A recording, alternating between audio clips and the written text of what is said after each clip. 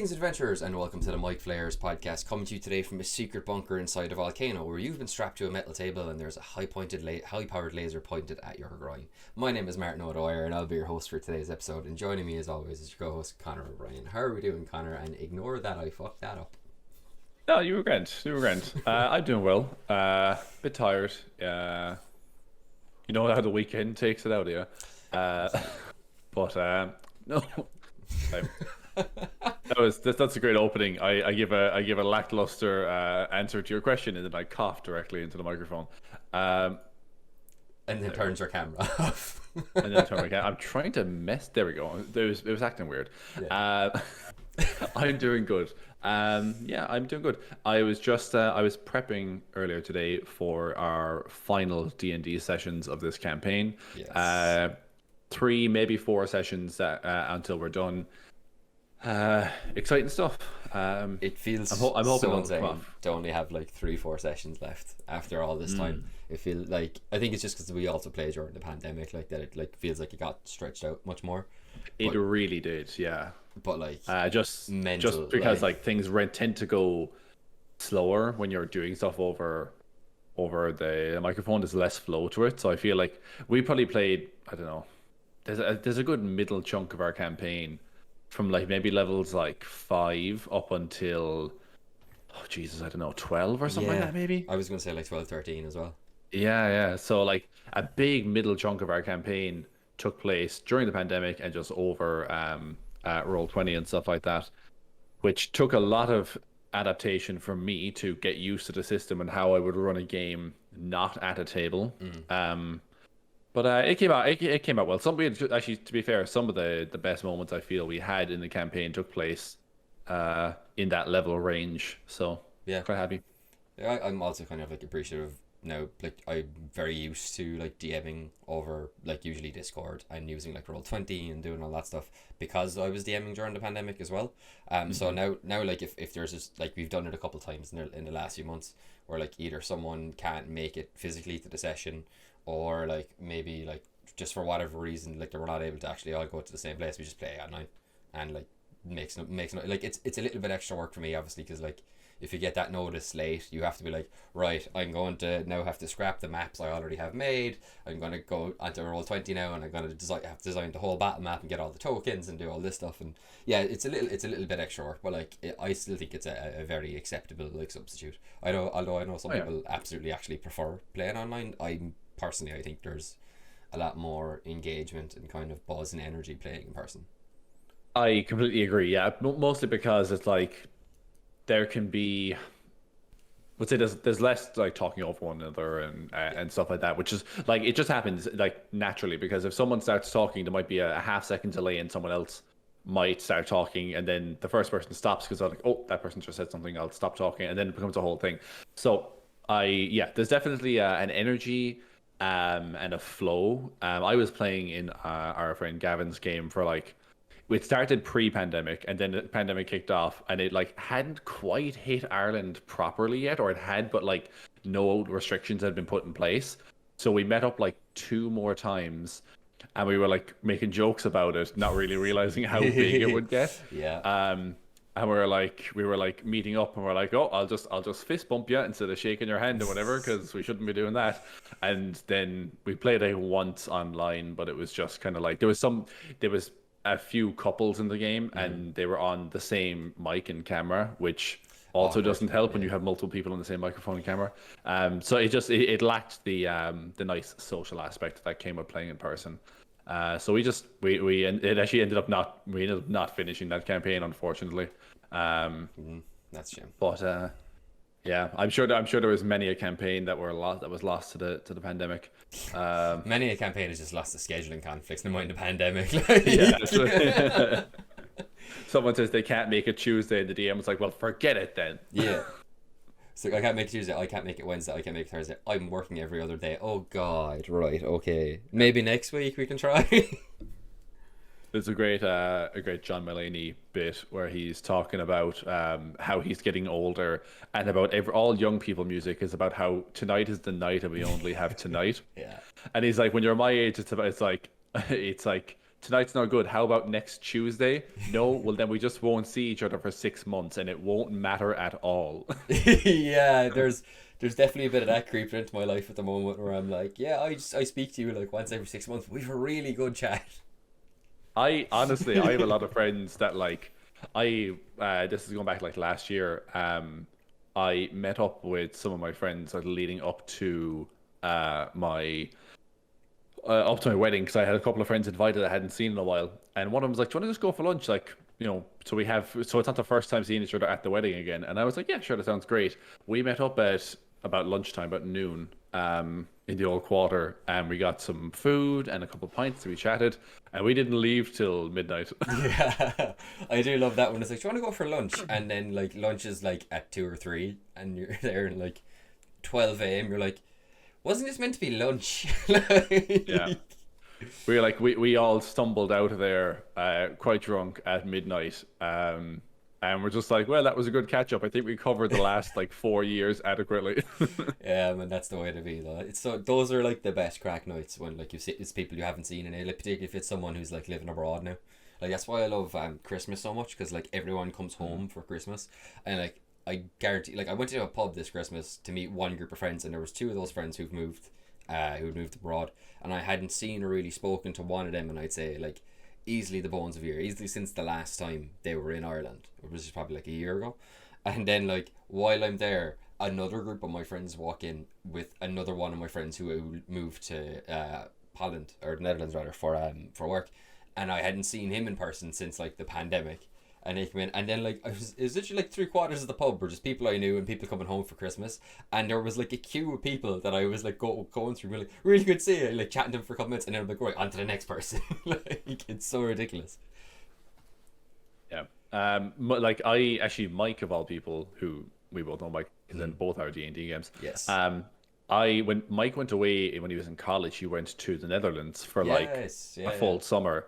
I did not text or call or speak to him for the entire time he was gone. And when he came back home, we just met up. I'm like, hey man, how's things? And it was just like, and then Mike is even one of my best friends. He's one of like the people I'd see on a weekly basis because of D&D and just generally hanging out and going for drinks or whatever. Sort of like even when one of my good friends goes away, it's just like I guess I'll see you in a few months. We'll pretend like it's colonial times and you're off to the new world for a while. Off to Van Diemen's Land. Yeah. But yeah. Martin, I think we have something we need to talk about because something happened between our last episode and now. Something quite remarkable. Our powers are limitless. So here's what happened, folks, right? We recorded our episode, which we usually record on Saturdays, and they don't go up until the next Friday because just editing and stuff takes time, and we both have full-time jobs. Yes. And D&D campaigns. So they're often a little bit out of date sometimes. Although the stuff we talk about isn't usually very time sensitive. Last week it was because we were talking about the ongoing situation with the OGL. We posted that at about 6 p.m. on a Friday, and at I think about 7:30 or 8 o'clock, there was a post from Wizards, and they just backed down. Everything. Now I'm not saying that we're directly responsible for that. But that's exactly what I'm saying. Heavily imply it though. I very nearly tweeted retweeted our post from the MicFlayers account and went, "Do you see what the power of one MicFlayers video can do? That one video with single-digit views." All I'm saying is right. We posted that at 6, and it just after 7:30, an hour and a half later, which is the length of our podcast. It all changed. So I mean, like, if we're looking at this like from a numerical perspective, it all fits, you know. So we were the tiny pebble that like hit the rest of the rocks and sent them all down. Yeah. We started the avalanche. Yeah. Yeah, we're Pippin. We're Pippin in the mines. Yeah. Yeah. Oh God. But in a good way that doesn't result in people dying. Oh no. See, in this analogy, the Balrog is the community's fury. Oh, I see. Okay, that makes sense then. But yeah, that was a crazy turnaround. So they basically just walked back everything that has had people up in arms for the past month. I was fully expecting this to roll on till like May. Yeah.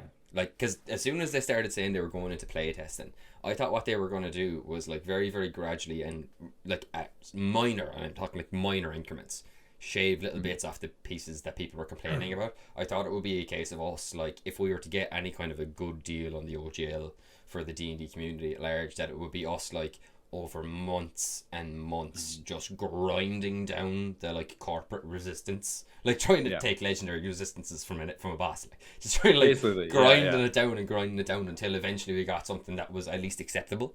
Never in a million years did I think the D&D community in a scrap versus a multi like $1 billion company would win. Like, I know. oh god. Yeah, it's honestly just crazy because I said it to you a few minutes ago before we started. Like, I didn't think.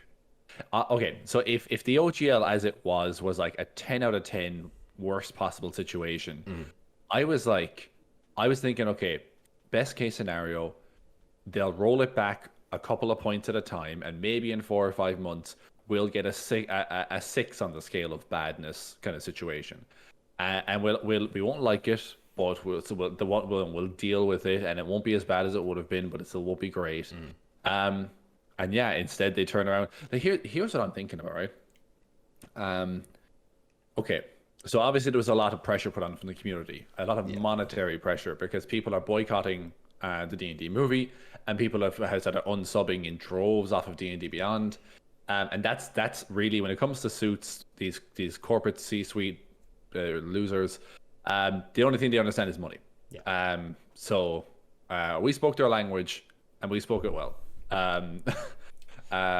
We done spoke their language real good.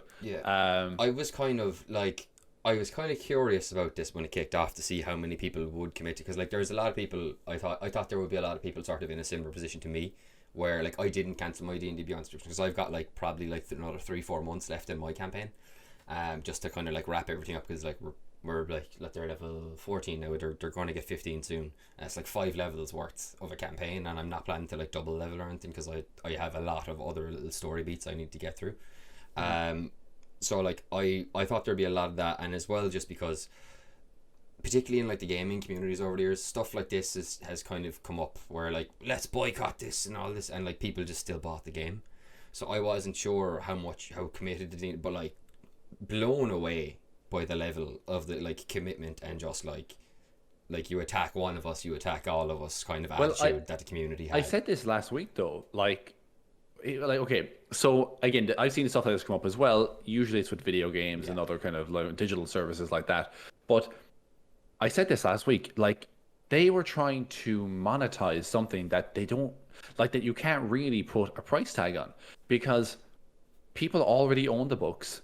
They already own miniatures. They already own, whatever, the adventure modules and stuff like that. Yeah. Like, how do you think you could possibly charge people to just use something they already own already? And like, well, like if they're all the tools, if you're like a carpenter and having the book and the dice and the miniatures is all the tools, that's all your tools you use for making furniture, then all you need to do is keep fueling wood into that system, and you'll keep churning out furniture. And guess what the wood is in this situation? Imagination.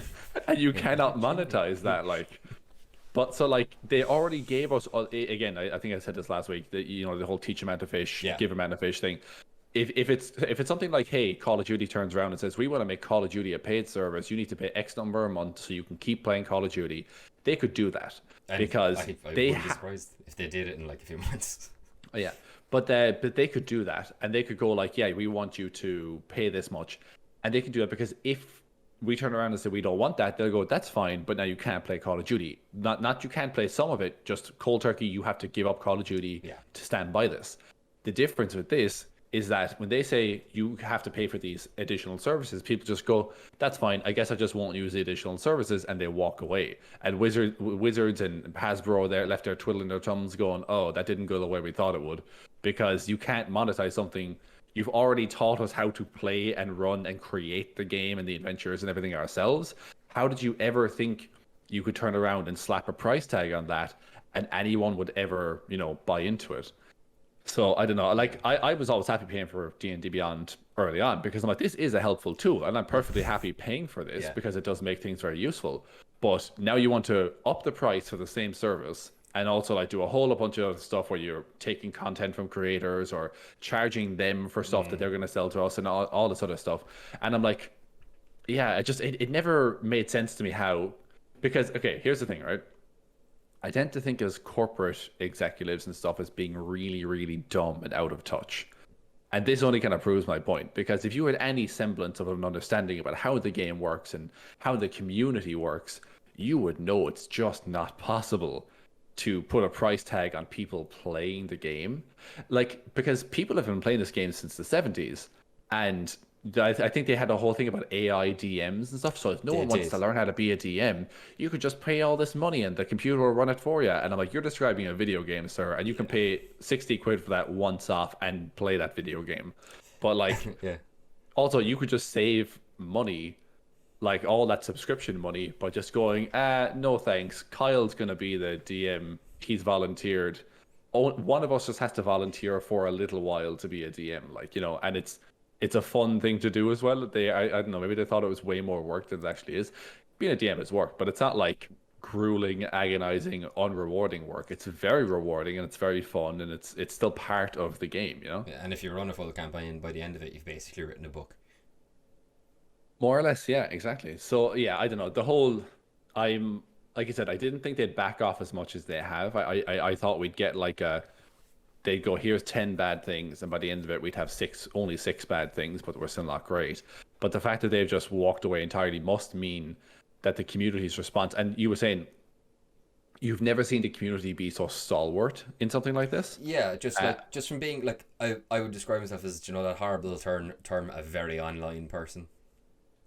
yeah. Yeah, I am cripplingly addicted to my smartphone.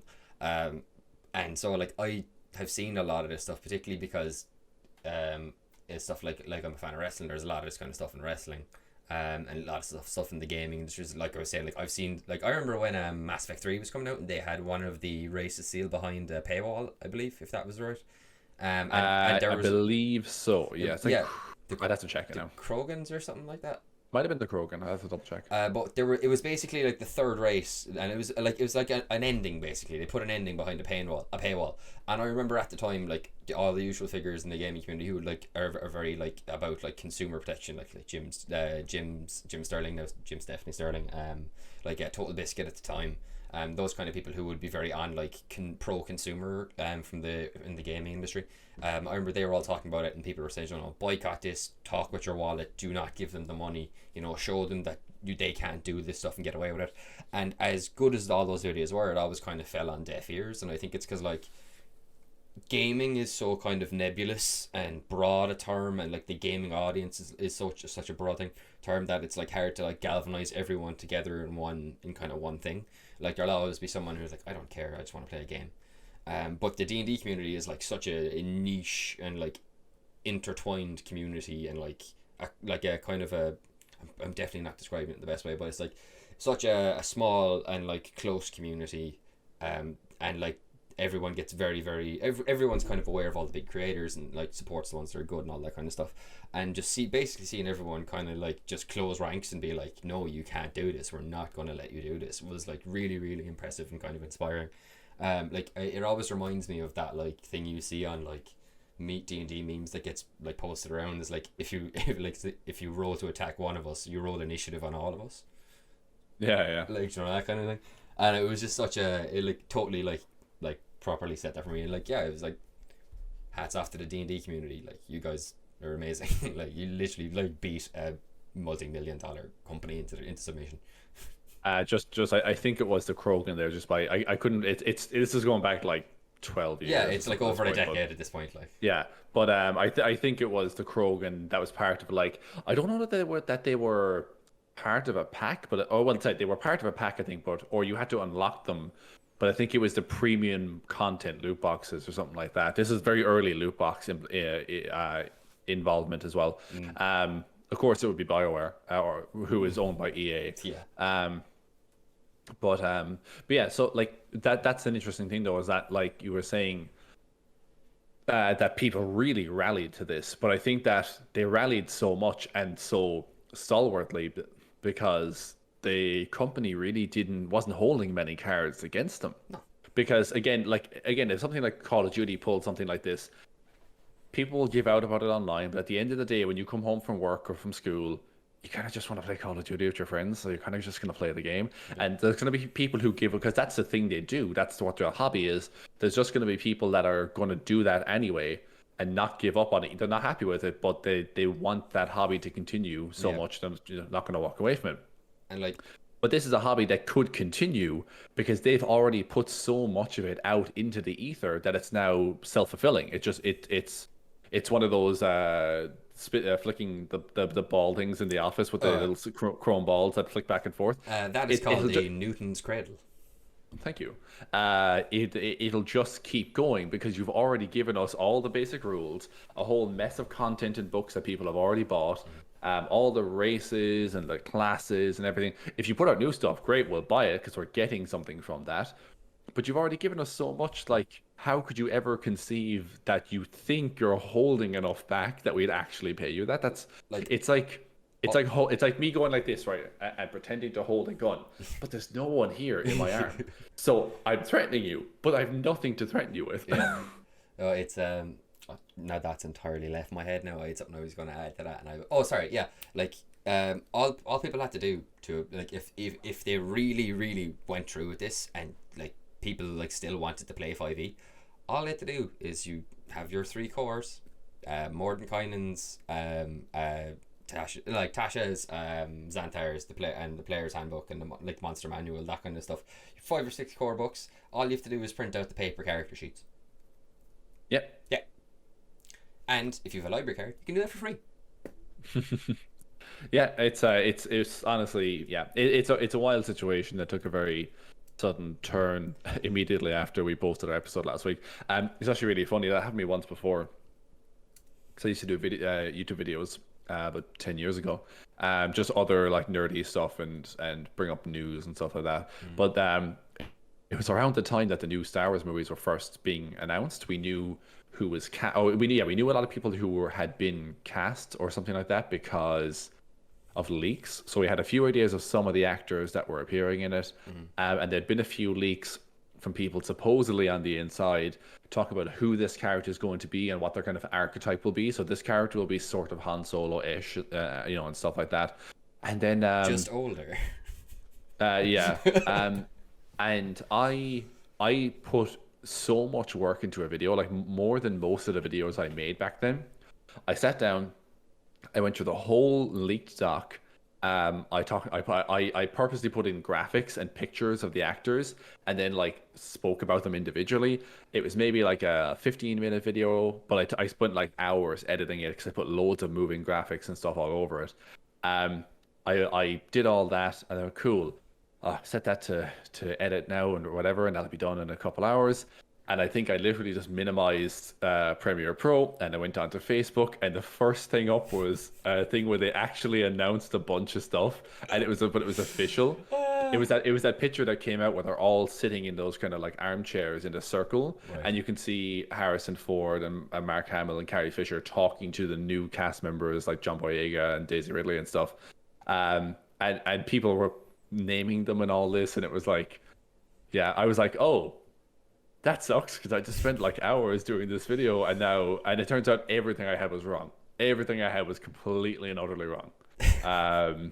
Yeah, it was really annoying. Yeah, man, that one's a bummer. I remember, like, I think it was a similar story. It was during when we were taking our break. Stranger Things came out, and they had like the whole Satanic Panic stuff in it, and I was like, I'll do a video on that, and then, but I put it out, and then by the time I'd done a video on it, like, it was like there was a Polygon article. There was like 4 huge videos from like massive content creators, and I was like, I'm going to do it because I'm going to put this out because I worked on this and I actually like this, but goddamn, like. Yeah, the very very ill timed. I think that video did quite well relative to our other videos. I mean, it doesn't say a whole lot. Okay. We're in it for the passion, people, right? We're not in this to make money. We're in I don't know if you got money though. Yeah, we're in it for the love of the game, like GA players. Um, yes. Just one last note on the OGL thing. I still don't know where I stand now on the movie. I'm not gonna get myself hyped. I'm not. I don't want to watch the trailers and get myself hyped up or anything like that. I'm gonna wait because this could still. Well, I don't know. Have they kind of sealed Yeah, their fate at this point? they've made the OGL 1.0A irrevocable, and then they've also put the big thing, the crazy thing no one was expecting is they put the SRG 5.1 document, which is basically like the core of the rules of D&D 5e in a Creative Commons license, and you can use either, which is But nuts. like I saw someone point out that means that because a few things like MicFlayers and Beholders and stuff are mentioned in that doc, meaning that they're no longer the property of D&D. Anyone can include a Beholder or a MicFlayer named as such in their property now without having to license it. I bet the guys who animated The Legend of Vox Machina are raging. There's a bunch of stuff they could just use now. Yeah, true. Yeah. No, like, have you watched the most recent bunch of episodes? I have. We shouldn't give spoilers, but I know them. I know what you're talking about. There is a legally not a beholder in one of the episodes. Yeah. It's very cool, and It's a cool monster. It's a very cool monster, and I instantly knew what it was supposed to be, which was great. Yeah. But yeah, no, like I'd say when they did like that, came like, oh, that looks so great, and they see this and like, you mean we could have used an actual? God damn it! Like, Yeah. oh god. But yeah, I'm gonna hold off. I'm still not gonna buy anything. I'm not gonna buy that new book, even though it looks like a new. They also dropped a new book. I think that happened afterwards, didn't it? Or did we talk about that last week? I think you mentioned it last week, but I actually haven't looked into it myself yet. It's basically an anthology of heists adventures. Ooh, god damn it! Yeah, it's a cool idea. It's a cool idea, and I was kind of annoyed. Oh man, that would be so good if you could run do all do all like anthro races and do like a Sly Cooper one shot. Oh yeah. Okay. Oh, you have GIF as a hippo, and you have a turtle folk. You don't have a raccoon. You could probably use a tabaxi. What's the stupid one we hated from the most recent thing? The ones that we were like give out about. They were like they're just like terrible ASMR. Oh god. It begins with A as well, I think. Oh, I hate this because we ragged on it for ages. I think I spent 2 episodes giving out about that. You did. 2 full episodes talking about that. You're basically like a demi-celestial with like an animal head, and you get to pick, and you What get. are they called? Oh god, they were. I really should remember because I wrote like paragraphs of feedback about how much I disliked them. Oh, something in my head makes me want to think there's Ardlings. Like, Ardlings, yes. That's why I kept thinking of Elden Ring because it's Ardling and the Erd tree. Oh yeah. Goddamn. Ardlings. Yeah, you could be an Ardling. So anyway, folks, the rest of this episode will be me talking about the Ardling. How much I hate it. Oh god, no. We should actually we'll talk about what the actual point Talk of this about a episode is. swing and a miss. I know, twice. Man. I know. Because they did 2 versions of it, and both of them were bad. They even corrected one of the things. I realized like definitively with the second one, because the first one was like very was like just very celestial in nature, but like worse than the ASMR in every capacity. And I'm like, that's kind of bad. So, and a lot of the feedback was you should focus more on the animal stuff. And then they did that, and everyone's like, oh, but also like Shifter and Tabaxi and Minotaur and all of these are better still. So like, why would you? I think it was when they did a full round of revision, they completely changed direction, that I realized, oh, this is just a bad idea. You should just let this go. It's just a flawed concept. It like if you wanted to do something like that, you should like just play Shifter. Just like do something like that, or like the thing that I talked about this at the time. The thing that gets me about that is that I think in the same UA they talked about the new way for like picking your ancestry and stuff. Yeah. And how you can have like half and half. Yeah. So like just take the ASMR stat block and features, and then say that one of your parents was a Tabaxi. There you go. You're an angelic cat person. Do the same with an Aarakocra. You're an angelic eagle person. Like. That's all you had to do. Like I'm convinced it's purely to just appeal to the furries. I'm absolutely positive it's just to appeal to furries. I mean, they have a significant portion of the market. Like it's a solid business strategy, if I'm being honest. definitely the best business move they've made in at least 6 months. I know. Did they buy D&D Beyond in the last 6 months?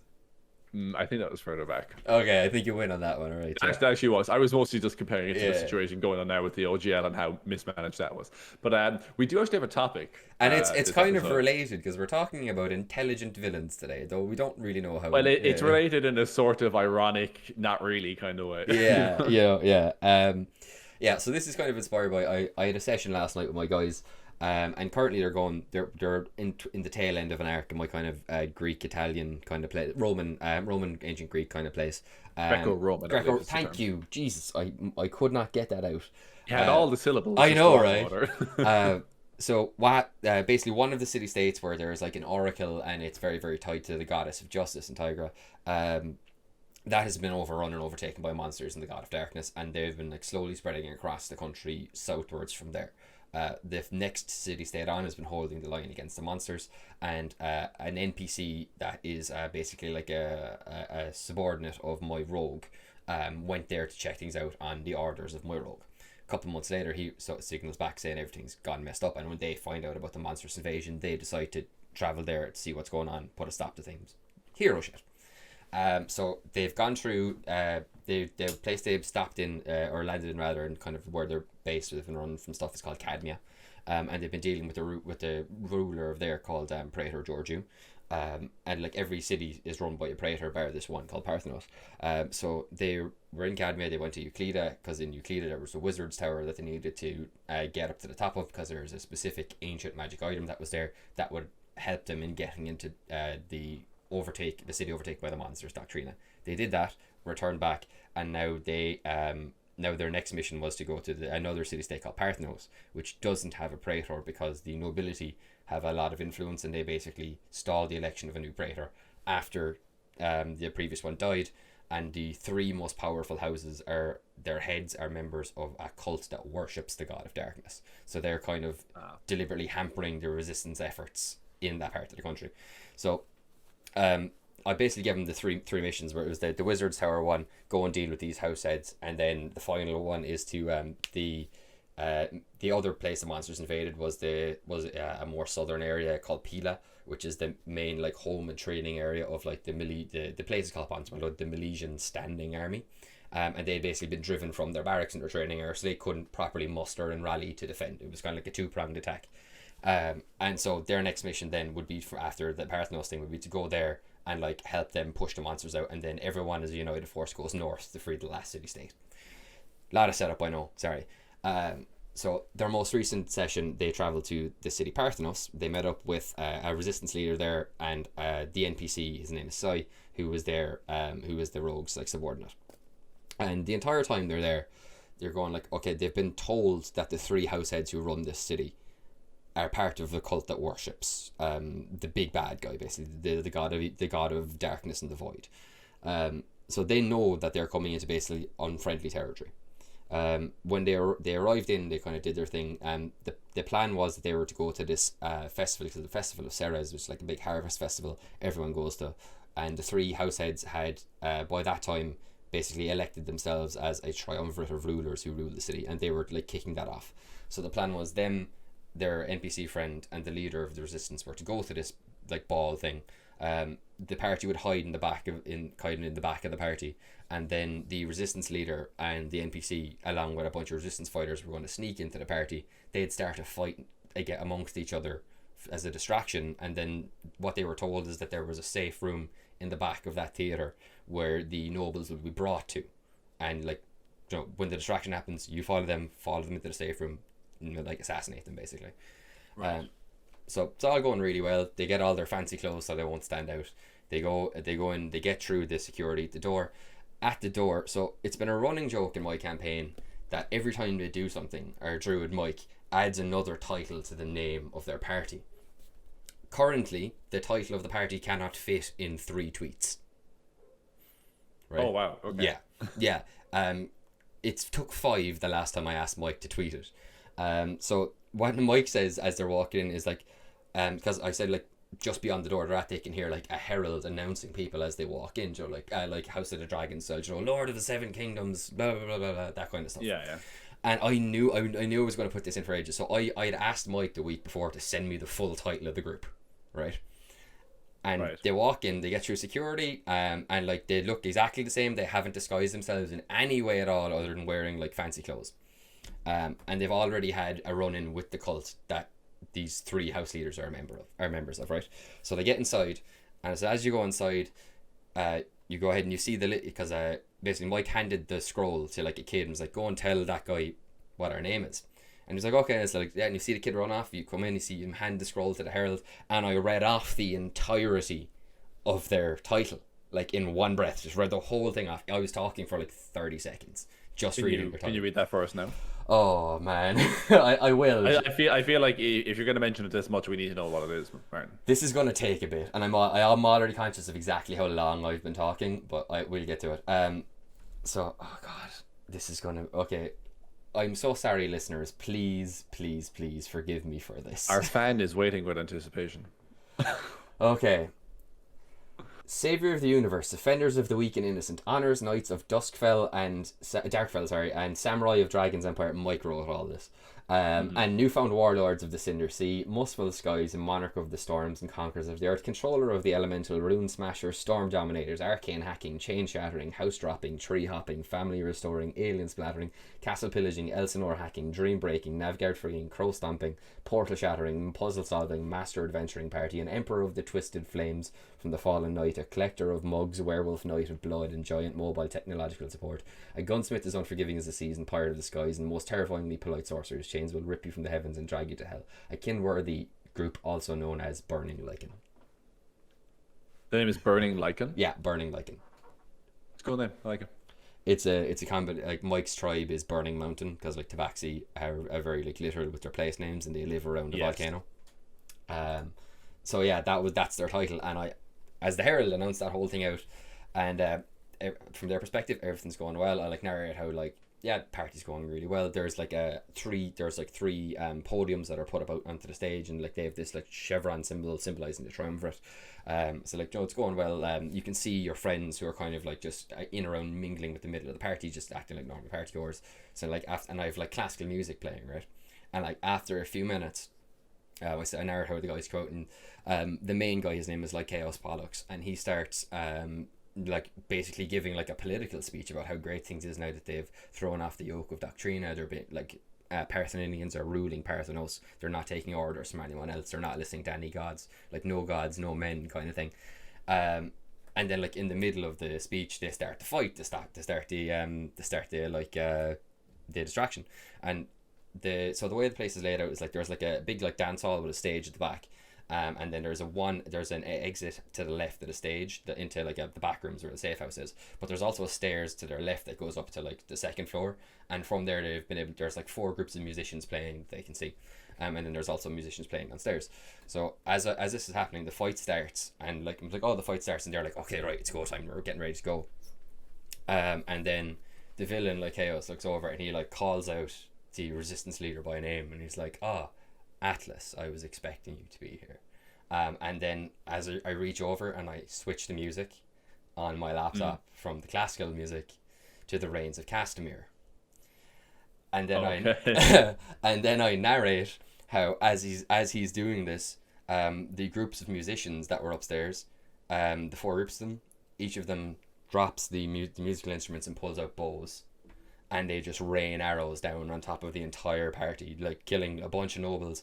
And they both the rogue's like best friend NPC is there, and the rebel leader are there, and both of them go down in the hail of arrows. But the rebel leader is an Aasimar, so he like gets up, and he's a tank of a man. So he like gets up and helps up the NPC, and he's like, "You're not dying today." He uses his healing hands on the NPC, so he's like healed a bit from his wounds.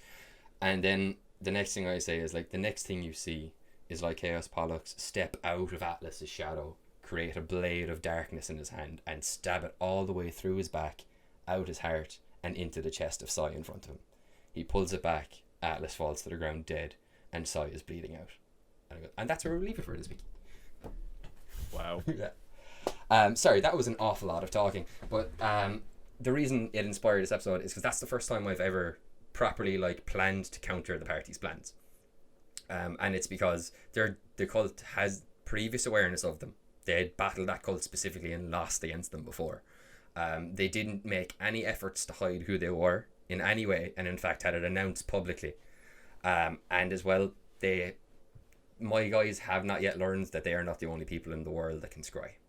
And this session they learned.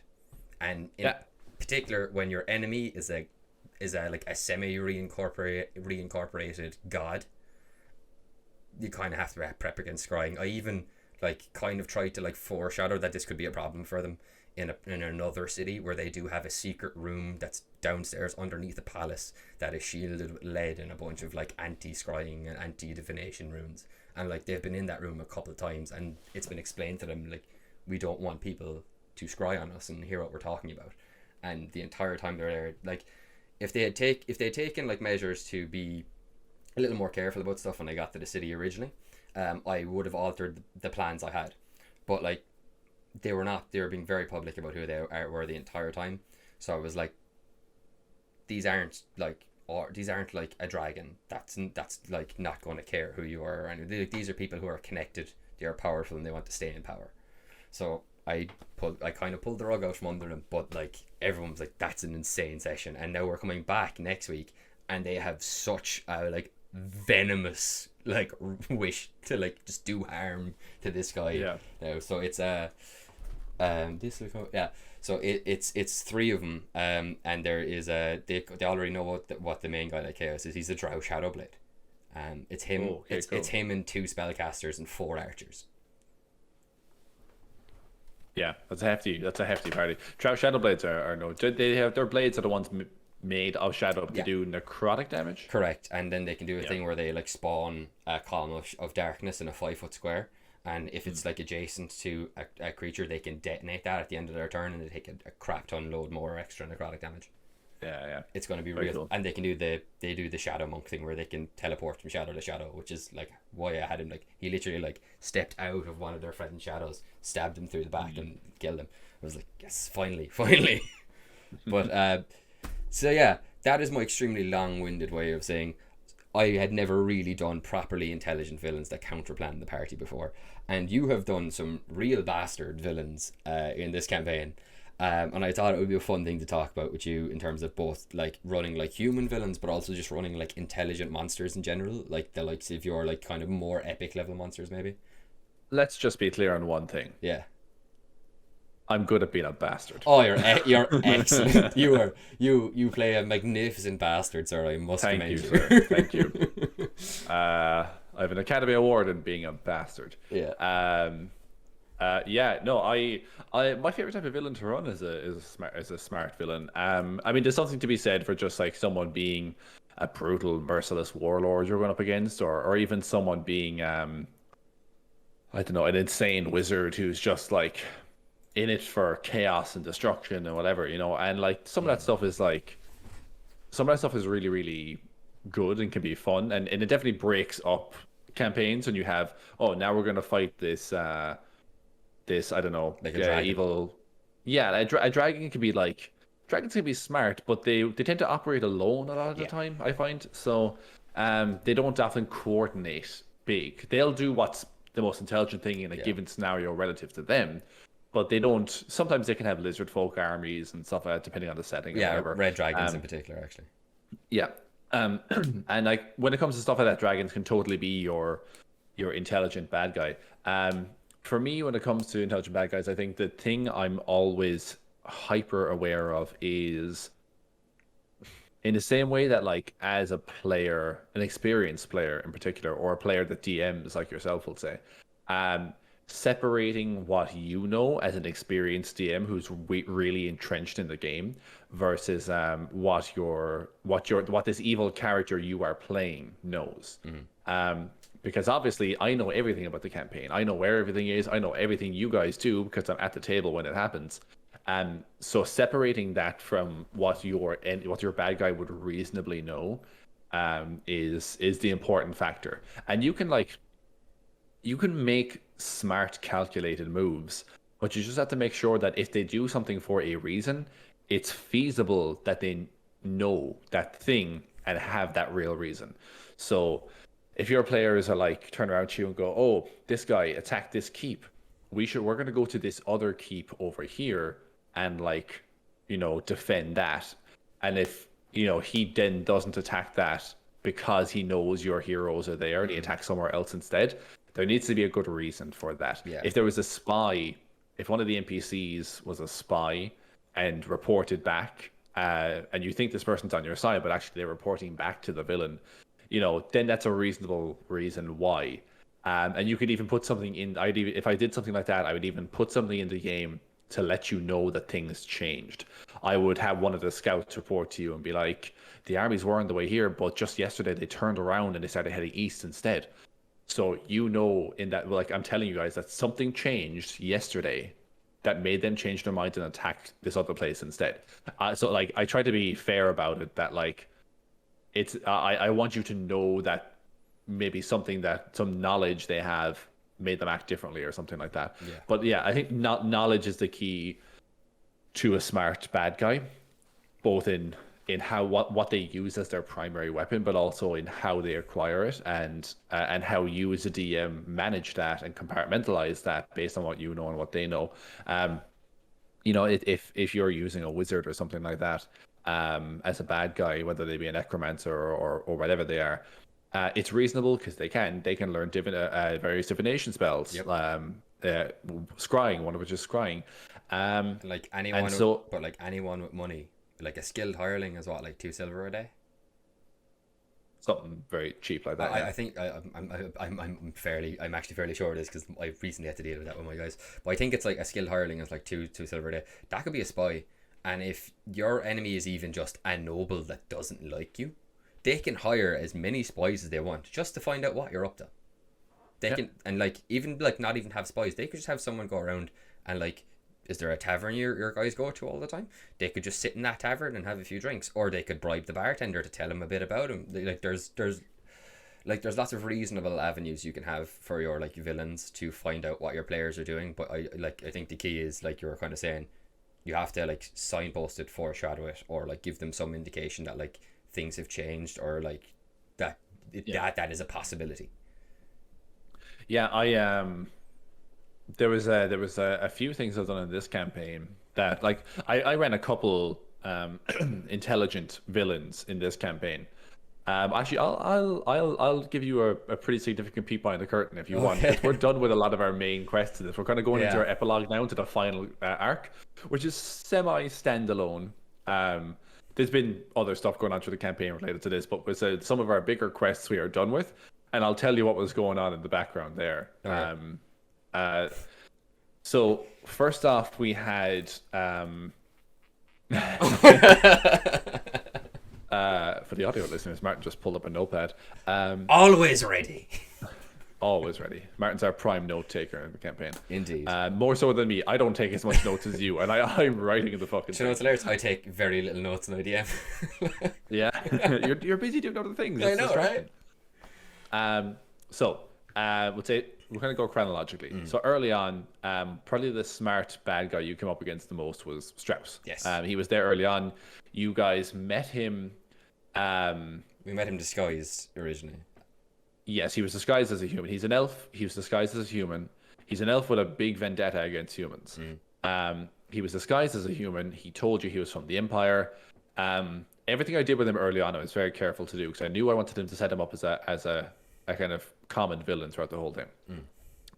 So when you guys first met him, where did you meet him again? I met him in Caspier, but I can't remember the exact circumstance. We met him just before, just after the we cave went with through the those. Sahuagin. Yeah, I was going to say just after we went through those caves, and Dan picked up the cursed sickle. Yes, that's right. Yeah. So you met him inside the caves. He was a prisoner there. That was not part of his plan. That was very much not part of his plan. He was actually a prisoner there. But when you guys showed up, you thought there was something sus about him. He could do magic and stuff like that. You inquired, and I knew. I'm thinking like him now. I knew you guys wouldn't be satisfied unless he gave you some sort of, what's the word? Give us something to leverage. Not leverage, like some sort of confession. Like you guys knew there was something sus about this guy, so he needs to admit something, right? Now, he's not going to tell you who he actually is, that he's actually an elf bent on destroying all mankind. So instead, when you guys rolled an insight check, you could tell he was lying. And in that moment, I thought, okay, they know he's lying. I'll tell him something and we'll see where this goes. So uh, I said, okay, here's the deal. I'm actually a human. I'm from the Empire, which you guys knew was kind of an antagonist at this point. And I'm actually from the Empire. I came here to study the undead kind of outbreak because it's way more accelerated than it has been, than we've ever seen before. And we think there might be something I kind of wonder propagating that. why. Yeah. But the thing is, when I gave you that and phrased it like a confession, you guys accepted it as a confession. You inside checked him, and then you went, "He's lying about something," and he goes, "Okay, here's the truth." And he said, "So here's the thing that isn't a good thing. I'm from this place you guys don't like," and he's admitting something, and you guys went, "Well, that's satisfactory in that it's something we didn't like and something he probably wouldn't Yeah. want to tell us." And then you didn't inside him again, and I was like, he got away with it. He had a false admission, and he got away with it. He then went back to town with you guys, and it turns out he was the one propagating the undead outbreak because he's a necromancer. But even then, he poisoned the water supply in Gaspierre. That water got distributed to the town. Half the people got sick. Specifically, actually, I asked you as well, like where you think most immediately needs water or something like that. And I think you guys chose. Did you choose the main part of town? I can't remember. It's so I think long ago at this stage, man. yeah, it was either like you could send it to the slums, you could send it to the main bulk of the city, and I think you guys decided, look, the bulk of the city makes sense. Plus, the slums were controlled by some pirates that we don't really want to be handed it over to them, Yeah. at least not yet. So we'll give it to the main bulk of the town, and that's why the city center ended up being the place where the outbreak happened, and not because otherwise I had a separate map prepared, and you guys would have fought in the slums instead. Um, and it would have been way more devastating to the slums too. But actually, the place you picked would have been the bad place, the place where stuff went wrong because it was poisoned water. So you met up with him afterwards. He managed to convince you. He's like, "No, I didn't do any of this. I also didn't. I totally didn't burn down the water distillation place afterwards. That definitely wasn't me as well." He's also a pyromancer. Um, so yeah, and then you left with him, and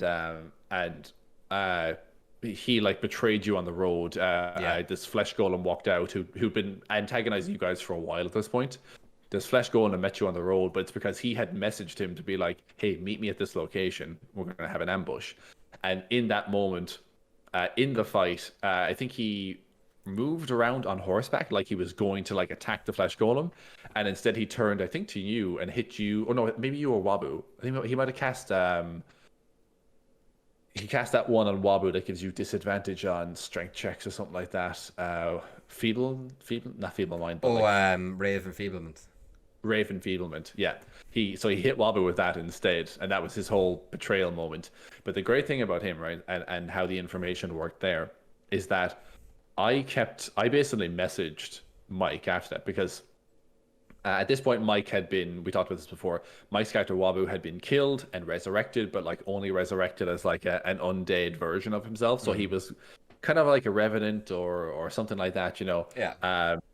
And because of that, he was like intrigued by undeath and like, how can I cure myself and get myself back to normality, you know? And this guy's a necromancer. So when you guys fled, because he had you totally outnumbered, he had all these powerful fire spells and stuff. You got super lucky by throwing what you thought was a jar of alchemist flask Yes. or alchemist frost at a fiery point in a wall of fire that would give you a gap to run through. Turns out it was actually a sleet storm, which would snuffed all the fire in the area. Yeah. And the flesh golem that has an absolutely terrible dexterity was slipping and sliding all over the place and couldn't pursue you. It worked out amazingly well. I gave you that jar unlabeled, and you just assumed what it was, but it actually turned out to be really good in that scenario. I love that. You told me it was Alchemist Frost. I told you it was, but I actually specifically said there was no label. But you look at it, and it's kind of cold to the touch, and it looks like a liquid. So I basically said everything but Slate Storm. Yeah. I said it's a cold liquid. It'll probably do something cold, Yeah. and you're like, oh, cool, Alchemist Frost, nice. Like Lug didn't put his points in it, right? That's true. That is true. But yeah. So the interesting thing about him as a bad guy, right, is that I had one of the players feeding me information because after that whole thing happened, he was kind of fascinated with Wabu as and this undead, but like a sentient, intelligent undead. So he was like, "How can I like harness this guy or whatever?" So Um, And harness him he did, dear God. yeah. That was a Uh, fight. it was great. So he messaged. He said he was sending immediately after the fight, and I didn't tell you guys this. I told Mike you get a sending message in your head and you can reply to this. And he basically kept a conversation going with Mike for weeks and weeks and weeks on end, outside the game. And like sometimes I just text Mike in the middle of work, and I would preface it by saying Strauss on top. Yeah. Um, and I would send it off to him, and he'd respond with Wabu on top and in parentheses. And I took note of all of them in a chat. Actually, one second, I may have some here. I took note of them as well, so because I wanted to have a record of, again, this is important. What does Strauss know? So I wanted to see what stuff what stuff Wabu had shared with him specifically, so that we could I didn't overstep my boundaries basically. Yeah. So the very first one was, "We need to speak. I apologize for my methods, but it was necessary to take the others out of the equation. I can help you." Wabu responds, "What help can you provide? If I'm seen speaking with you, I'll be finished because of your methods. Convince me to take the risk of my second life." Then he says, "We'll be discreet. I can help you with your affliction. I'm the most qualified person. You can overcome it or control it. It's your choice." And this goes on and on and on. And then later on, there's a whole thing where like, oh yeah, so this was Mike did this unprompted. I didn't message him. He did this unprompted. He purposely went out and bought fire paper, which is essentially a sending spell in the form of a sheet of paper you can burn, and it goes to the person. Yeah. He says, "I'm heading to Kayla to make more recruits. Contact me when the sun sets. We'll be unable to talk till then." And then Strauss says, "Keep me informed. If I don't prevent this, if you don't prevent this war, then the entire plan is in jeopardy. I'll continue my work here. Good luck." This is then you guys killed some. Oh, you killed some like ogres and I think a hill giant on the way to Kayla. Like two of them and a hill You giant. told me And this, and Mike was like, "Some bodies you can pick up here." Mike was like 3 new recruits in the north. I highly recommend the trip to the cottage near the Witch's Forest. Any bodies I should recruit? Question mark. So like Mike was doing this unprompted after a while. He was messaging me. And He like never did let go of that idea. It was an evil campaign. no, he didn't know. But I love this so much because he was feeding information, and that way I got to act like the whole reason Strauss attacked.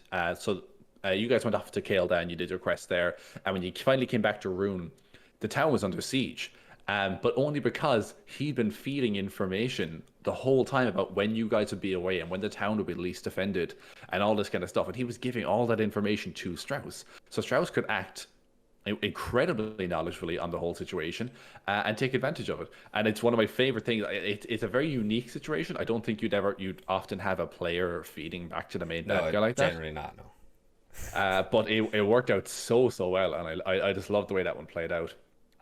Another one you're probably less familiar with is you have Grand Inquisitor Lukasz Devalkios, Yes. who was in a large chunk of the middle of the campaign and up to near the end as well. Yeah. He was the Grand Inquisitor. He was the head of the Inquisition for the Empire. He was very severe. He had like telekinetic powers. He was like a Psy warrior kind of build. And he was very powerful, very good with his weapon, heavy armor, but very, very smart. And you guys, basically, there was kind of a bit of a, how would you call it? There was a war of spies, or a not war. Yeah. There was a lot of espionage going on behind the scenes. And Christoph was providing all this information for you guys, for the Resistance. He had his people out there gathering information and feeding it back to the Resistance. But Devalkios is doing the exact same thing on the opposite side. And Devalkios got wind of the train heist that you guys were going to do. So when you guys went to go on the train heist, that was actually, or rather, Devalkios purposely leaked that information. He wanted the train to get robbed. Now it ended up that you guys got a few captured and stuff like that, and you took the. They still got to keep the crystal ball that you were sent to steal. But the thing is, even though you got captured, you went into the prison, you got busted out, and you took the crystal ball with you. That crystal ball was a plant. He always wanted you to steal it because that was a scrying orb. That was the receiving end. That was the end that was perceiving. Transmitter. And then he had his own like paired orb that was receiving on it. And you guys theorized this at one point. You were kind of like, because the wizards at the Resistance were like, we can't get this thing to work. It's like we can't really like identify it because it's Yeah, not I really. feel like I said exactly that. Like, You did. like, But then the thing is, like, nobody actually said we should lock this fucker in a lead box or even just cover it over with a sheet or anything. Like Gandalf just throwing the tarp over or whatever. Like, no one actually did it. Everyone was like, and it was in the middle of the room that all the resistance used in the fortress to plan in the Undercroft there. So like anytime you guys had conversations, I was being very careful to listen to what conversations are being had because I would know all of this is information that the Valkyros has. When you guys attacked the mansion to go and try and get the governor, the Imperial governor, he knew you were coming. That's why, because you had that conversation in the Undercroft next to the orb. It's also why he was able to try and kidnap the princess because he knew you had her with an amulet of non-detection yeah. and also a ring of disguise. So not only could she be not perceived by scrying spells, but also she had a ring of disguise. So if you saw her in person, she just looked like an entirely different person. But the thing is, you guys were standing next to the orb when that happened, and like they put that stuff on. And like there was loads of times that he was like getting ahead of you or laying traps for you and stuff like that. And like outsmarting the resistance. And Christoph was like doing his best to like mitigate that. But there's only his information is coming in the traditional way with spies and double agents and stuff like that. Whereas DeValcios had a direct line to the resistance headquarters, listening in on everything. So there was loads and loads of stuff like that where like the whole time he was always a step ahead because he had this. And again, you guys I think you sat around for like an hour one night talking about it, what it could be. You tried casting some spells on it. You realized it wasn't allowing you to like identify it and stuff. And you couldn't figure out what made it work. And like again, I think you like definitely someone at the table said, "Is there a possibility this thing could be spying on us?" Kind of Palantir style. We don't know who could be watching. And that was exactly it. But no one did anything with it. I'm fairly sure it was me because it would be right in line with my usual characteristic of absolutely guessing the exact plot that your villain is doing, but not having a character that's smart enough to guess the plot that you're doing. Like, Yeah. because you remember with, in our campaign 1, I was like, and Kefalax was trying to get us to go and like assassinate a bunch of people.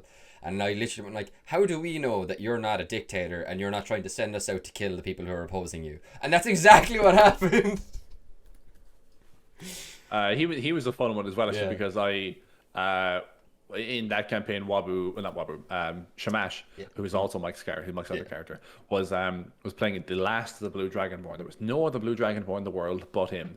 And when you finally discovered them in this underground conclave, Mike was just like so into the idea of there being other Blue Dragonborn, and he was really enthusiastic about it, and he played it up really well. And then Kefalex was like, Shamash, my boy, would you mind following me here? Actually, there was the thing about that. I think I told you at one point. I basically stole the thing from BioShock, where your man goes, would you kindly? Would you kindly? But his thing was, would you be so kind as to? And then he would ask the phrase, and that was him casting like a dominate spell or a suggestion or something like that, you know. So he had because he had the charisma stone. It was the really powerful thing, the artifact that embodied charisma itself. So he was able to manipulate people's minds, but that was his key phrase, and I used that a whole bunch of times. But he asked Mike to like come to a different room with him and all that. And as soon as he was away from the rest of you, that's when I took Mike out of the room, and I said, "Here, roll this d20." And Mike fails the wisdom saving throw, and I'm like, "Cool, you're dominated right now," which means you have to do what I want you to do is when we go back into that room, you're gonna walk in by yourself. He won't be there. I want you to convince the others to come here, or like one other person, I can't remember what it was. I want you to convince the guys to come to here by themselves, so he can get the drop on them and everything. And Mike played it up super well. Like Mike is always. I was just like, and like hilariously is like 2 campaigns running. Mike plays a reptilian race that at one point turns traitor against the party. Yeah. And he did like I told him I said, look, you need to be convincing though, like not for the characters but for the players. I want the lads to believe. And he went back in and they sat down at the table, and you guys in character said, "Hey, Shamash, where have you been?" He's like, "Guys, there's another room upstairs. We need to go check it out right now." He's like, "I found something." And again, the whole party went along with it. Like it was so good. It's because we were already suspicious. Yeah. Yeah. And he just bought into that. But again, and then when the fight started, then Mike, of course, I was like, now, he's like, kill your friends. And he's like, yeah, sure thing. Delayed fireball, let's go. Yeah, I remember that. But yeah, so I there's a lot of different ways you can like get that information. I used one of the players, which is that's a hard thing to pull Yeah. off. I think I got very lucky in the fact that that came off really well with Mike. Again, mostly because Mike misunderstood the alignment requirements for this campaign. Um, but it came out really, really well in the end.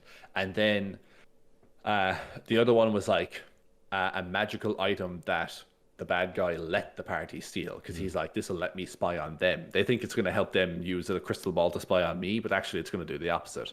Um, and so it ended up working out quite well in both regards. But there's other, like you said, far simpler methods. You can hire spies to do it. Yep. Bad guys who have any like magical capability, like if they're a wizard or whatever, can cast scrying. If they're the kind of bad guy that doesn't do a whole lot, they're not really proactive. They're mostly just giving orders, and they have minions or armies that do it for them. They could just be sitting in their wizard's tower, casting scry multiple times a day. In which case, I would almost like anytime I see key information come up, I would probably just like roll a d20 and say like, look, if I get like a 3 or lower, you guys are unlucky enough that he happens to be listening right now. You know, and there might be other times of the day where he'll scry in, and you're like in the bathroom before you go to bed, like taking a piss, and he's like, "This is not information I need. Off, turn off." Yeah. But like I'd make it like whatever I feel is reasonable. Like if I feel like, because he's not going to be able to cast scrying every second of every day, but he'll get to cast it a few times a day, and I'll be like, okay, how dedicated is he on a scale of 1 to 5? If he's really dedicated and all he's doing is trying to find out what you're up to or where you are, Yeah. I would say like, okay, look, he's going to cast this like 5 times or whatever a day. If I roll a 5 or less, so a 25% chance that he's going to listen in on this particular conversation, then that's it. But also, what if this guy is like more proactive or he has other duties? What if he's a necromancer and he can't just spend all day scrying on you guys as a party? He's got to actually go and make zombies and make undead because that's what he does. So that's taking up the majority of his day. In which case, I might say, look, this guy is spending. This is like after he's done a hard day of making undead. He has his dinner. He sits down. He watches a couple episodes on Netflix, and then he's like, "Oh, okay, look, I should probably give these guys a look in." Then I'd probably say like it's a 1 or a 2, and if I roll less than that, so again, you're talking about a 10 or 5% chance at that point, and I would vary it based on how reasonable it is that this person is, or that they're able to look in that frequently. Yeah. No, that's I feel like that like I was kind of said already, like I feel like if you're gonna do something like that where you kind of pull the rug out from underneath the party in like an unexpected way, like it's very, very easy for that to feel cheap if you don't do it right. And like that's the line between like you want the line between like, oh my god, I can't believe you just did that, and there's oh my god, I can't believe you just did that, and oh my god, I can't believe you just did that. Do you know? Yeah. And it's a fine line because like I finished that session and like that NPC that I shot full of arrows that's barely still alive is like my rogue's favorite NPC.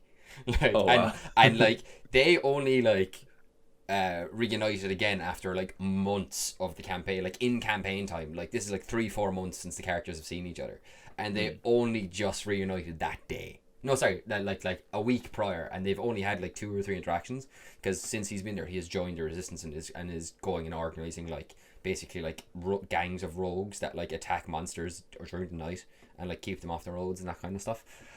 So they'd only had a couple of interactions, and like I did the whole thing where like when he was getting ready, they were getting ready for like the ball, and they were like all putting on their fancy clothes, and I was like, oh yeah, and Sai goes over. You see, like they're hiding out like in the secret like underground passage in like an abandoned inn in the slums, and like Sai goes over. It's like I said, oh, there's a big chest there. Sai goes over. He opens it up. You see him take out like this really nice like blue like admiral's kind of jacket and like put it on. He said, like it's got the epaulettes and it's got all this stuff. So he puts on like a big Commodore like hat, like a Barbosa hat with a big white feather, and like that's what my rogue had put on as well as the big Commodore hat. And he was like, oh sick, he's got a class hat too. And I was like, and like he turned around and I had said that I just thought it would be a fun or a kind of little fun thing to a character to look like the jacket he was wearing had the Erandir, my rogue, he had his family crest on it because they're both from the same city. And he's like his family were the rulers of that city, and he was like, oh, where'd you get that? And I had like thought up like he's been working. He worked out at that city for a while, for around here while they were out adventuring, and it was like, might have lifted it from your dad's room. Who knows? You know, that kind of way. Yeah. And then like they go to the thing, and he just gets rained arrows on and stuff, and like we ended the session, and Steve just looked at me like this, and he just goes, "Fuck you." And actually, the single greatest moment of that session, because like I'm very, very bad for messing up my songs on repeat on Spotify when I'm DMing, so like unintentionally the song will like skip to like a way higher tempo or a way too slow a tempo song from, and I'm like, god damn it. So they're so used to me adjusting my laptop that when I went over and switched the songs to the Rain's Castamere, and I used just the instrumental version, so there was no like, and so we spoke, it's just the instrumental stuff, so they didn't catch the radio. I got to see on Steve's face when he realized what song it was. I got to see, he was like, and he went like that, and I was like, and that's when the arrows came down, and I was like, yes, because that's totally what it was inspired by. I wanted to red wedding them, because like they had totally unintentionally perfectly set themselves up for an ambush, because they were setting up an ambush, but like, so they in fact, like a previous member of their party had been like incapacitated by a member of this cult and like kidnapped and brought through a portal and taken away, and was then returned as like an undead assassin. That was the player's choice. Still one of my favorite things. But they did that, so like they've dealt with these guys before, and they've like killed one of these guys. You killed one of these guys before when I ran that one shot for you in my campaign. You guys killed a member of this cult. Like you fought a dragon. I was the dragon. Yeah. Born? No. Sorry. This is like 2-3 years ago at this stage. It was like it was when you were exploring the like dwarven mountain area of my world, and like there like all this. It was a long time ago, and it was a one shot. And was this the one where I played the Air Ganassi Barbarian? Yeah, I think it was. Yeah, no, that was a different one. There was what it was. I think it was the one where you played like you had like a Wonder Woman-esque character. I thought I played that. That was my Glory Paladin. I thought I played that in Mike's game. Sorry, I think I'm not entirely sure which character you played in it, but it was like you and Dan and Mike and Gav were like the squad, and you were taking on. You were basically. Was it You were doing you were doing a mission on behalf of the City Watch to go and take these guys out for my party as like a kind of a pay in the back for all the services they had done for the city. Were we at some sort of mountaintop town? Yes, you were in the dwarven cities, and they're built on mountaintops linked by giant like metal like rafters and stuff like that. Yes, I remember this one. I was playing the Barbarian Air Ganassi. Cool. But so like Isara, I think her name was. So they had encountered this cult before and dealt with them extensively, and like the cult had known her there. Then they have constantly been up against the forces of the God of Darkness, Mirkir, and there has been 2 or 3 times in the campaign where he has there was one time when they defeated the leader of the evil werewolves, who was like a worshipper of his. He's had loads of lieutenants who are kind of, some of them are kind of like dark mirrors of party members and stuff like that, and he was one of those. And like, so they had fought and defeated him, and when they did that, there was like a big statue in the entrance hall of that thing, and like as they were coming out, that statue, the face of it like came alive and like bled, like wept tears of like black, and like spoke to them with the voice of Mirkir. And like 2 or 3 times that had, like probably going like once or twice, I say 2 or 3 times, once or twice that has already happened in the campaign. So like they already know that like he can look in on them and see what they're doing, and he can be aware of them. And like ever since Mike got the spell as well, then he has constantly been using scrying. So like they are aware that scrying is a spell. They know exactly how scrying works. They know that god has looked in on them previously. Then they're just doing their normal hero shit in this country. They're going through all the different city states, and of course they're making it. They already have a big reputation because they've done a lot of because they're like level 14 at this point, so they have a lot of renown built up from various like world-ending threats that they've averted. So like they have a reputation, and like sufficiently connected people will be aware. And not only are the people who rule the city very, very connected and very wealthy, but they are cult members of the same cult that they've battled before. So of course they're going to know exactly who they are. And then like they just go to the city, like they don't make no effort to hide themselves. Like any city like that, and in particular because I'm doing this whole thing where like because they're members of this cult, they're like they have banned the worship of like all of the gods that were involved in the sealing of Mirkir originally. There's a giant temple in the city that was it's called the Castellum Luce, and it's basically like a giant temple dedicated to the 5 gods who defeated Mirkir during the like Dawn War, the big calamitous like battle between the gods that eventually like remade the world. Like that whole temple was draped in Mercure flags and symbols when they passed it. Like they passed it on the Right. way to the party. Like and they were like, are they like openly worshipping Mercure? And I was like, it seems to be that way.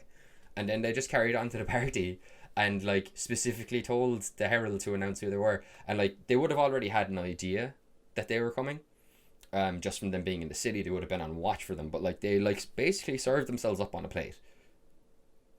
Yeah.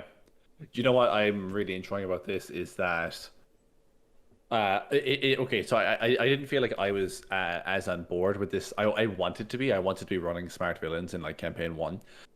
The Clockwork Man was meant to be my like super intelligent, he's Ultron, Yeah, he's wired into everything. He knows what's happening at all times. I always I thought of him as want like a Doctor Doom type, Oh yeah, that's actually a fair one as well. like He's actually like based on 5D chess, 10 steps ahead of you, kind of like. see, that's what I wanted him to be. And there's some times when I thought like he was being particularly smart at this moment, or something he did, or something he had set up triggered very well. Yeah, Like when you guys went I remember like you blew my mind when there was a thing where it was when we did the like that kind of spur off onto my backstory where I got the like strength, the sword that was embedded with the strength stone. I got judgment, and like I yeah. remember there was a point and we were only fighting undead, and you were like, "Oh, do you see like a bird with a green glowing eye observing you?" And I thought about that for ages, but I never, for some reason, my brain never went, "Oh, green glowing eye, maybe it's mechanical. Clockwork Man is spying on us." But then when later on that came back on us, and like all of these like mechanical crows, I think it was, all attacked our giant castle. Like all Yeah, these, because he was from Cordwell was the name yeah, of his yeah, kingdom. Cordova. But their emblem was a crow. Yeah. For their and even the three main cities, the kingdom's main Rook's city capital Point, was called Cordwell, Murderstone, and Ravensport. and yeah, those were the three. So all crow Oh, that's like related. 8 years ago, folks. Level up your note taking games. But yeah, I like when you guys were on your way to fight what was the evil Gareth. anti Gareth, yeah, who was an anti-paladin turned demon kind of hybrid. But you're on your way to fight him and kill him and take judgment for yourself. Um, I described there was that green-eyed crow and he had metallic wings and stuff, and you guys were like, "Oh, it's And interesting." like I distinctly remember like freaking out then because when that happened and he attacked our castle with all those birds, you were like, you see, You guys like, went outside and it was like Hitchcock. yeah. There was crows on every conceivable surface with green glowing eyes looking all at you. I remember just going, oh no. Yeah. And like so, sometimes it's executed well, but I don't feel like I made him enough of a presence in the campaign. That is one Whereas thing this campaign, I'm worried about with my current guy actually is like they have only physically encountered him once. well, I feel like yeah, the thing is, we talked about this I think before, making your kind of engaging with your villains a bit Yeah. more, and I think you can still do it, even if you know they're doing stuff in the background, it's still good. Like if, for example, if you were going up against an evil army of undead or orcs or whatever they are, and if you know the name of their general, all you kind of have to do, I feel, to make it to kind of emphasize how much of a threat this person is just like every few sessions have the some NPC come up to someone or whatever, or in the tavern, come in and be like, "Oh, General Darkfang, that's a character now. General Darkfang has just taken Westport. He just cleared through there with his armies. They overran the walls in less than an hour, and like that's telling you as the players, oh my god, this guy is like not just hiding or lurking in the background. He is openly overthrowing cities, and especially if like you do it, if you show a map and Westport is here, and then Greenhaven is here, and then he gets Greenhaven next, and you're like, you can actively see him moving across the continent, Yeah. or across the countryside. You'll be like, he's going to be here soon. Like he's a perceivable threat. We are tracking him, getting closer and closer. I feel like name dropping him and doing stuff like that, or saying that like. You kind of did. You're kind of pulling off by the sounds of it. What I didn't really pull off in the first campaign, I had this whole time travel thing with the Clockwork Man, where I wanted That's him. pretty cool though. I did do one time travel thing, but what I wanted was for him to. I wanted for the Clockwork Man to be involved in all of your backstories. So, for example, I wanted for him to be the one that prompted Gareth to betray the Order, and I wanted for him to be the one that spoke to the Have evil. Sorry, it's all I can think of. Have you ever seen the Reverse Flash meme? The Reverse Flash is part of where I kind of got No, this, I but think. have you? Okay, so do you know it's the thing from Flashpoint where he's like, "It was me, Barry. It was me. I stabbed your mother in the heart. It's because all the pain in your life is because of me, Barry." But like, Yeah. ever since that came out, people like edit it and gif it and edit it, and they change the subtitles. And there's always on it was like, "It was me, Barry. When you came in your pants in the 8th grade, you didn't. You thought you came in your pants because a girl touched you. I jerked you off at the speed of sound." Oh God. It's all I could think of when you were like, "It was me." But I wanted that. I wanted it to be a thing that at some point he traveled back in time and said, like, I've created this artificial body for myself. I can now live forever. But I also want to be a master of everything. And I don't know where these things are, but I can probably go to various points in time and like strategically prompt others to find them for me. And then what I'll have is like these evil people will rise up because they're in possession of one of these shards of Arrows, and when they will eventually be felled by people, and when they are felled by people, I will then swoop in, killing those people and taking them. So he wanted all of you to get them so he could take them. That was my kind of original plan. And I name dropped it once. It's actually one of my biggest regrets of the campaign because I kind of threw it in very haphazardly and it went nowhere. And it was when Saren, evil Saren, or Saren 2.0 was dying. He name dropped someone, and I thought of it on the fly, and I wasn't happy with it, and I wish I hadn't done it. But that was me name dropping someone, which was going to be a false name that the Clockwork Man used when he told, because he was going to go to that Saren and be like, "Hey, you realize you're the lost prince of this place, right? You've forgotten because you've been up here on the surface for so long, but you are that lost prince." And that's why that Saren so firmly believes that he was. He actually believed that he was. And I was going to have him be the prompt of that and this other thing, and everything that basically went wrong with all your personal backstories was culminating because he was setting it up, and then he would be the other thing. Whereas you actually seem to have mastered that far more than I did in the first campaign, which is that you actually seem to have Mirkir very front and center. Hey, these guys are part of his cult, and this guy worships him over here, and this guy works for him, and like all the stuff that's kind of happening or whatever seems to actually be prominently tied to him. So I definitely was doing kind of a bit of a similar thing to what I'm conscious we're running a little low on time, but that's why I'll try to be quick about it. But I was definitely trying to do a similar thing where like I wanted to have like, I kind of wanted to do it almost like a movie or a TV show where like you have your arcs or like your episodes, and like like at the end of a season there's like the overarching story that links them all. So like when I say when I did the Dark Mirror thing, so like for my Blood Hunter, the first villain he encountered and the guy he defeated to get his vestige was the founder of his order, who basically he was one of the two founders of the order, and a while after the founding happened, one of them split off, and he took the vestige was like the treasure of the order, and he took that in the book of secret techniques for blood hunting with him when he left. So when he beat him, he recovered that and that. So he was like a Dark Mirror to my Blood Hunter. Then I had my pirate rogue. When they went to the Dragonborn place, there was I was like, oh, who would attack like a floating island nation? I was like, oh, in my world, Dragonborn don't treat lizard folk particularly well. Like even though they're kind of they don't treat lizard folk particularly well. So I was like, I'll make I wanted to do like kind of a justified villain, like still a villain, but like you can understand why they are the way they are. So I did like her name was Xing-Chi, who like it was just I think it was like a blatant like rob or swap of an actual very famous female Chinese pirate's name. So I robbed that and used her for that, and she was basically a Dark Mirror of my rogue, and she happened to have the current vestige that he now wields, which is like this trident that's related to the sea god.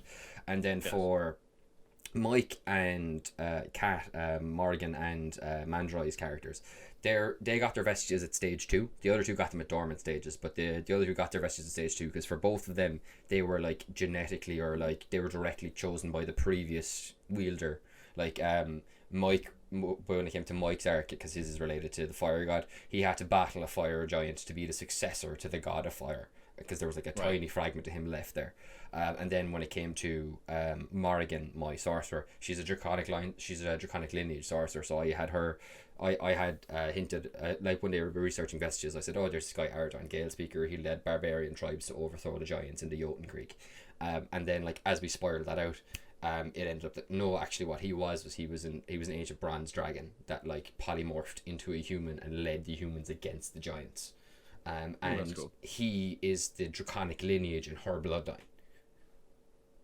Oh, so she's like a direct descendant. She's a of direct his. descendant of his, and like Very cool. they learned his name at like level 7, and she found that out at like level 13. Like I did a whole thing where like she had a vision of the original giant leader Donnerstein being defeated in the first Jotun Creek, and like narrated from like a POV of her like looking up at him, and then like her body grows and grows and grows. She's like wings come out, and like basically like a POV view of like you're polymorphing into your true draconic form, and like narrated all that. And but like each time, like so for Mike and Cat stuff, not necessarily directly linked to Mirkir. There wasn't a whole pile of mentioning of him. It was more in terms of related because it was like their personal story, like that basically like them coming into their inheritance. Whereas with the other two, they were more linked. They were more linked, and that was because I had done a bit at the start where I had foreshadowed the seals breaking. One of the first missions they did was to rescue a child who had gone missing, and he'd gone missing into this ancient temple revealed by an earthquake that had the earth seal on it, but it was already broken by Mirkir before they got there, and they encountered this like shadow wolf that was like way at the start foreshadowing what the end of campaign villain would be. And then I got really conscious about the fact that they were not interacting with him a whole bunch. So I tried every here and there, I would try and throw in little reminders that he's there. Either like you're dealing with like the cult is called Necromundi, which just means like dead world in Latin, because I'm real original. And like Joe, I'd be like I'd throw them in there, and like that was almost like an accident because like I had to come up with a way to take the other player out of the game as he wanted, and then I needed to come up with assassins, and what like if they use darkness, why don't they worship the god of darkness? And then that spiraled out into a cult. And there's just loads of little bits, and a fun enough thing, I very indirectly told them exactly where the big bad had been hiding out for a long time, about 8 months ago. No one's ever brought it up again. It was in a bit of dialogue from an NPC. They thought it, they discussed it for maybe 5 minutes in the session and entirely discarded it. But if they had really pulled on that thread, they could have legitimately found like the lab he'd been working out of for ages. But then when they were doing all their little vestige things, when Mike got his, he had basically, because aeons ago, like the fire god before he left, to put a tiny fragment of his soul in the heart of the volcano that Mike's tribe eventually grew to live around. And that tiny fragment became Mike's wildfire spirit. And cool. And so like when Mike basically got the crown that is now his vestige, is called the crown of the Flame Emperor. When he got that, basically the god of fire like appeared and like went like basically went like, well done, my champion, you now have inherited your power. You and your friends are ready to take on your roles as our champions and stand in for us to defeat Mirkir again and throw him down a second time. And then while he's doing that, he goes, but you must act fast because Pontamalud has already fallen. And that's where I brought in the monsters overrunning the current country they're in and all that stuff. So like even when they won elsewhere in the world, I wanted it to feel like stuff was still going on. So I was like, even though you've done a really good thing here and you've stopped the invasion of the fire giants in this area and stuff, Mirkir has won over here because you can't do everything. And that's what I was kind of trying to do to keep that in, and just kind of keep things going around. And then as well, when they went to that like hell dimension, they found a mansion from Pontamalud that had disappeared like centuries previous. And because my it was like I had this whole thing lined up where Mirkir had possessed the body of this like Milesian noble who had gone off to join this group called the Scrivatori, who were people who were dedicated to the preservation of knowledge, and he wanted to do that so he could destroy knowledge on how he was defeated the first time.